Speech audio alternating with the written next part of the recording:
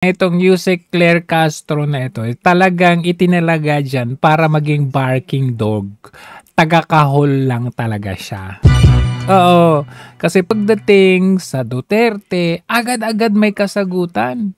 I'll give you an example, no? Ito, dito, tingnan niyo ito. Ibang topic naman po, Yusek. Yung bukas kasi magsisimula na po yung appointment ban or election ban. May mga inaasahan po ba tayong lalabas na mga appointments until today po? Ang clue na isasagot niya palagi dyan, the same line ang isasagot niya lang. Wala pa tayong alam dyan, pero pag nakuha na natin yung informasyon, ibibigay po namin agad sa inyo. Ganun palagi ang sagot niya dyan pag hindi niya alam. Tingnan niyo. Wala po pa ako nabalitaan sa ngayon. Kung di ako nagkakamali, parang naglabas Kung hindi ako nagkakamali, wala pa akong nabalitaan. Okay, tingnan niyo na 2 days ago. Pero wala po pa tayong nakukuhang hindi ka updated? Information about that. Pero pagka po na ibigay po sa amin agad, kung meron na ilabas na panibago mga appointments bago magkaroon ng ban. Ibibigay? Ibibigay po agad namin sa inyo. Okay, next na tanong na naman. Ganun na naman sagot. Iba naman. I will just ask for additional details sa magiging meeting ni President Marcos with Secretary Hegseth tomorrow. Hegseth. Hindi po ako makakapagbigay sa ngayon. Ang DFA at ang DND lamang po ang magbibigay ng official statement patungkol po dyan. Pagka po nabigyan na po tayo ng anumang direktiba or announcement ibibigay namin sa inyo at mga plano, ibibigay po namin sa inyo. Ganun lagi yung sagot niya. Pagka po nakakuha tayo ng direktiba, ibibigay po namin sa inyo. Ganun palagi. O kaya ipapasa niya, ang DFA po yung sasagot dyan, ang DepEd po yung sasagot dyan, pero pagdating sa Duterte, kahit hindi niya, sagutin niya ora mismo. Kaya talagang dog barker, barking dog nila ito eh. Tingnan niyo to, As well as doon sa Department of Energy. Department of Energy. To ensure steady supply of electricity. Kumbaga hindi siya updated sa mga bagay-bagay. Opo, may mga programa po. Nabanggit ko na po noong nakaraan na press briefing patungkol po dyan kung ano po yung mga programa ng DA. Ano yun? Ano mga yun? Pati po yung DOH. Ano mga yun? Meron po dyan, pati po sa heat index, pati sa dry season, po paano bibili ng mga bigas. Ibibigay ko po muli sa inyo mga detalye kapag po nakuha ko na po mismo yung papel at ibibigay po namin sa inyo. Ganyan palagi. Yan yung mga nakaraan yan. May we know po ano ng mga hakbang ang ginagawa ng pamahalaan kaugnay ng immigration crackdown ng Trump administration. Sabi po kasi sa ulat, mayroon ng 20 undocumented Filipino migrants ang nakakulong sa US ngayon. Hindi niya alam yan. Ano sasabihin niya? Po, muli ang mga detalye pong ito ay ipapaubaya po natin. Pansamantala sa DFA. At kapag po meron na po tayong detalye na katugunan po dito, ibibigay po namin agad sa inyo. Bakit yung mga nakaraan na yung sabi mo ibibigay, ngayon hindi mo naman naibigay sa kanila ngayong araw na to? Walang update? Ito na naman sasabihin mo? Ma'am, nag-start na po yung hearing ni Senator Amy Marcos regarding ito, alam niya ito pagdating sa arrest ni former President Duterte. And dumalo po si Basta Duterte, alam niya. Senator Bato de la Rosa doon. And sa sinabi niya po ay parang nagrereklamo po siya sa hindi pagdalo ng ilang executive official at ito po ay tahasang pagbabaliwala sa doktrina ng checks and balances ng ating Tignan niyo, ang galing niyang sumagot pag ganito. Gobyerno. He adds na we are on the verge of constitutional crisis kung tuluyan daw pong i-snob yung investigation or reaction. Sino po nagsabi po? Si Senator Bato de la Rosa. Hindi po ba niya natatandaan na nagkaroon na ng first hearing? Siya po yata yung wala. That was an opportunity para sa kanya. Galing tanong po ay hindi umaten ang mga cabinet. Wow! May improve na. Wow! Saan mo pinagawa yung hair mo? With matching foundation. Ano ba? With the, ano yung sa mata na yan? Tawag dyan? Cabinet officials natin sa pangalawang hearing po. 6 na oras po ang hearing. Alam niya yung detalya. Una, sana po dumating siya, nagpakita siya, para pa nakapagtanong siya na maayos. Pero hindi niya in-address yung tanong mismo. Constitutional crisis. But do you believe or hindi po ba tayo naniniwala sinabi niyang pwedeng magkaroon ng constitutional crisis daw po? Kaya nga inulit kasi hindi niya sinagot Sabi ko sa inyo, pang barking dog lang talaga to. Malacanang. Dapat malaman din po ni Ano? Senator Bato na ang patungkol po sa executive privilege ay matagal na po ring inayunan ng Supreme Court. Paano yung mga pulis may executive privilege din yon? Marami na pong kaso na desisyon na ng Supreme Court. Nandiyan po ang Senate versus Ermita, Neri versus Senate Committee, kung saan po nahihirapan ka na. Ang executive privilege ay patunay lamang po according to the Supreme Court decisions na ito po ay maaaring i-invoke ng ating Pangulo at ng kanyang mga high-ranking officials. Pang-ano lang talaga ito ay mga patungkol sa deliberative process privilege, presidential communications privilege. Sige, basa pa more! Or state secrets privilege. So sana po mabasa niya po ang mga kasong ito para po siya maliwanagan. Galing nga. Magtanong kayo ng seryosong question usapin. From Maricel Halili. Hi ma'am, magandang umaga po. Just one quick follow-up. Sinabi po kasi rin ni Senator Bato na gusto niyang ipasabina. Nako, alam na alam niya to. Alam niya sagutin to. Itong mga government officials na hindi dumalo. Do you think this is a reasonable move coming from Senator Bato and posible ba yun? Nasa kanya po yan. Kung magpapasupina siya, siguraduhin lamang din po niya na siya po ay magpapakita. Hindi naman yun yung tanong yan. Next question. Galing talaga Bombo Radyo. Pang bardagulan talaga yung nito, yung sagot niya at yung kanyang specialty. O negotiation phase pa yung pagbili natin ng F-16. Nako, hindi niya alam yan. Hindi niya alam yan. Sa US. Anong klaseng tanong yan? Mahirap yan sa kanya. Yusek, saan kukunin ng gobyerno ang pondo pambili po ng... Natawa tuloy kasi hindi niya alam. Hindi ko na pinalam yan. Pero pag alam na po namin, ibibigay po namin agad sa inyo. Yan yung sagot. Alam ko na yung sagot niya dyan. Sa ngayon po, sa ngayon. po personal, alam ko na. hindi ko po batid. Hindi ko batid. Kasagutan patungkol. Ang batid ko lang, basta Duterte, batid ko yan. Sana po natanong kanina kay Sir Jonathan Malaya. Anyway. Diba? I mean, isasabak mo to sa PCO? Di ba dapat bago ka sumabak dyan, alam mo na yung mga, kahit yung mga basic details ng sa AFP, kung ano yung nangyari sa Department of Energy, sa DepEd, kung yung mga basic ba? Hindi pwede yung sasabihin mo, hindi ko batid yan. Pero pag Bato, Duterte, Sara, alam niya yan. Sabi pa po natin, wala pa pong detalye. Walang detalye. Kailan yung detalye? Next year? At alamin po natin kasi nasa negotiation pa lang po. At pagka po nagkaroon na po ng mga detalye patungkol po sa budget, ibibigay pa namin. Ibibigay po agad. Sabi ko sa inyo kuwang-kuwa ko rin linya niya. Ibibigay po namin sa inyo. Pagka po nakuha natin yung detalyado, ibibigay po namin sa inyo sabay smile. Regarding po dun sa last reaction ng 17% reciprocal tariff na Nako, hindi niya alam yan. Ng US. Nako, reciprocal tariff ba? Ano ka ba? Ang dapat na itanong mo lang tungkol sa Duterte. Pwede ba? Sa Philippines. May assessment na po ba yung Philippine government kung ano yung mga industries na maapektuhan ng wala. Hindi niya alam yan. Tariff? Sa ngayon po, wala pa po tayong detalye patungkol po kung ano mga industries na maaaring maapektuhan.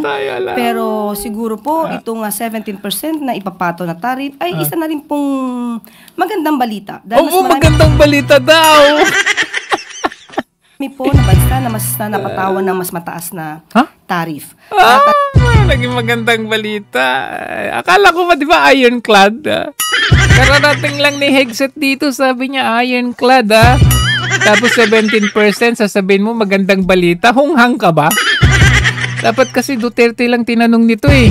Ay, nako. Lumalabas nga po na parang tayo lamang po ay ang second lowest, no? Second. Buti tayo second.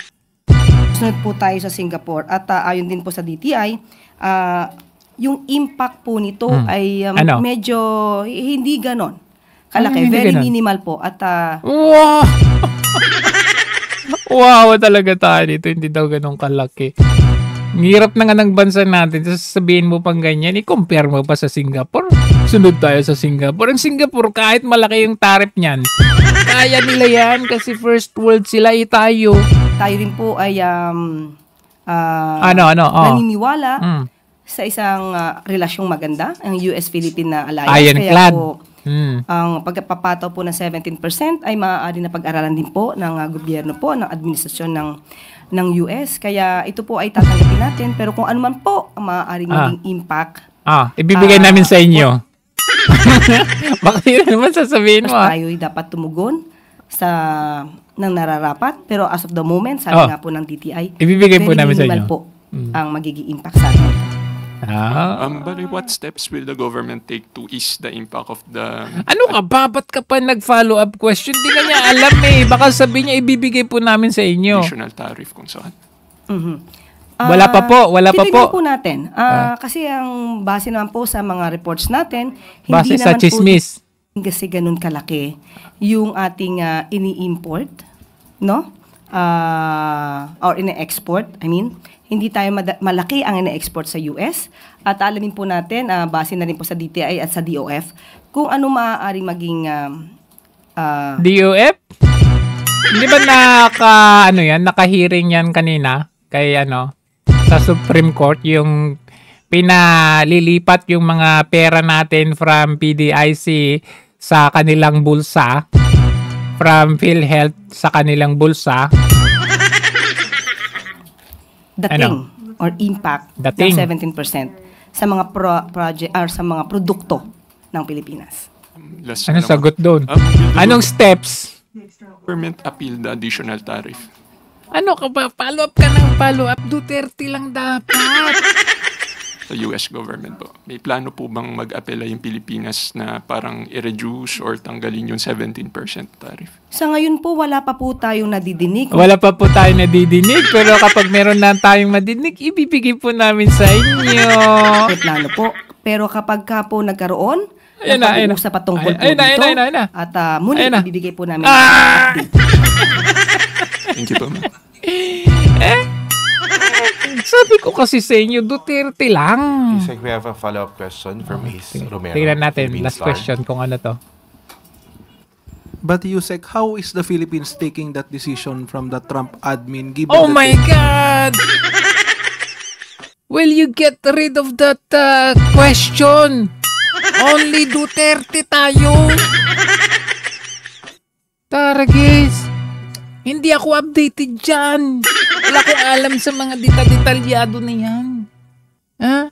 Anong Trump The US is a traditional ally of the Philippines and supposedly we have very close ties. So how is Malacanang taking this additional how is Malacanang? Ako na sasagot para sa'yo. Wala pa kaming pinag-uusapan dyan about sa ganyan. Hindi pa ako na-update ng ganyan. Pero kapag ka po, meron po tayong naibigay na kapag ka po, ako po ay kinausap nila at binigyan ako ng details, ibibigay po namin sa inyo. Okay, tingnan natin. Baka tama. Decision po kasi ng gobyerno ng US yan. Kung meron po silang dapat na pangalagaan patungkol sa kanilang mga economic growth nila or sa kanilang mga ekonomiya, hindi po ito mapipigilan. Yan po ang kanilang magiging polisiya. At sabi nga po natin, ang pagpataw po ng 17% ng second lowest, puti pa rin po ito sa ating palagay. Although undeniable, it could also lead to higher costs, di po ba? Yung exactly. Wala po tayong dapat ipagkabahala. Pati yung sinabi, pati yung nangyayari sa Taiwan, wala daw tayong dapat ikabahala. Bakit tayo nangingialam? Yung palang sinabi ni Browner na gano'n na ba, nakakaano yun? Ano sabi nung minister ng China? Do not intervene or you will get burned. Delikado tayo, masusunog tayo. May epekto din ho yun kahit paano sa ating economy. So, how are we taking this? How are we taking? Hindi nga niya alam Ipapaalam pa niya sa inyo. Are we even taking this positively given that it could lead to higher costs? Pwede po kasi maging positibo ito, pwedeng maging negatibo ito, lalo kapag ka po tayo nag-e-export. Pero kapag ka po na napili ang ganitong klaseng polisiya, maaari paano naging positibo export tas ganun kalaki yung tariff? Hindi pa rin din po tayo makakuha ng mga investors. Wala nga pa yung investors hanggang ngayon. Doon sa mga bansa na may pinapatawan ng malalaking kawawa talagang tariff. Pilipinas dito. So, maaari silang pumunta sa Pilipinas, dito sila magsagawa, mag-manufacture. Ayaw nga nila kasi bangag nga. Dahil 17% lamang ang pinapataw sa atin. So, 17% lang ang pinapataw sa atin. Hindi ko alam kung saan nanggagaling yung sagot nito. Ano ibig mong sabihin? Pupunta sila dito sa Pilipinas. Doon sila magmamanufacture kasi 17% lang ang sisingilin ng US pag from Pinas. Ganun po ba yon? So, pwedeng negative positive ito. So, you're saying, since mas mataas sa iba, they might reconsider and, investing here. Ito na lang. Okay. Meron ba tayong ibibigay na offer sakali sa US or sa Trump admin in case para somehow ma-mitigate or somehow ma-ease yung tariff na yan, or will we renegotiate para magkaroon ng better terms given that we are close allies? Siguro po, ang tamang ahensya po ang sasagot po niyan, at sa kasalukuyan po ay wala po tayong update tungkol sa iyong tanong. Pero kapag sabihin mo Ana Bajo, GMA Use Online. Good morning po, ma'am. Ma'am, may we just get your reaction on the recent statement made by Vice President Sara Duterte? Nako, alam niya yan. Although it is ironic, but she has to thank President Bongbong Marcos na alam niya sagutin yan. Nagkaroon sila ng forgiveness ng papa niya, former President Rodrigo Duterte. Okay. Alam niya yan. Mas maganda po siguro kung magpasalamat muna si VP Sara sa kanyang ama mismo, kay dating Pangulong Duterte. Dahil kung siya man po ay nagkaroon ng pagkakataon at nagkaroon ng oras kasama ang kanyang ama, ay dahil ito sa kasong EJK.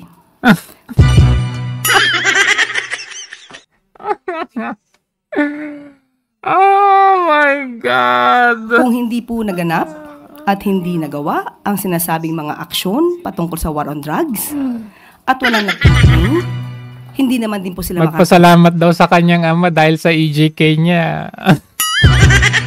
Nag-reconcile daw sila. Ang bobo talaga nito. Sa totoo lang. Abogado ka? Tapos ganyan pinagsasabi mo?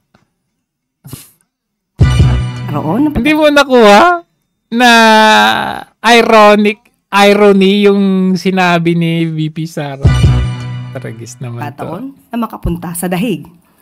So mas maganda pasalamatan niyo muna po dahil sa ginawa ng kanyang ama.